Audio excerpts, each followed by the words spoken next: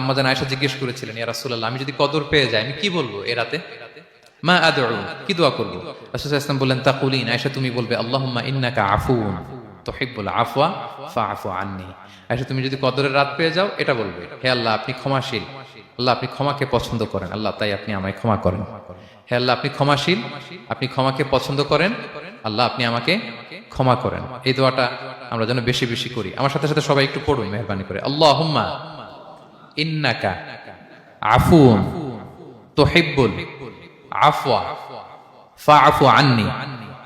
আল্লাহুম্মা ইন্নাকা আফুউন তুহিব্বুল আফওয়া ফাআফু আন্নি। হে আল্লাহ আপনি ক্ষমাশীল, আপনি ক্ষমা করাকে পছন্দ করেন, আল্লাহ আমাকে ক্ষমা করেন। আমরা আমাদের নিজেদের ভাষায় অনেক দোয়া করতে পারবো, কিন্তু রাসূল সাল্লাল্লাহু আলাইহি ওয়াসাল্লামের শেখানো দোয়াগুলো এটা হচ্ছে মানে very precise in wording but comprehensive in meaning. এটার অর্থ, এটার আবেদন এটা অনেক বেশি।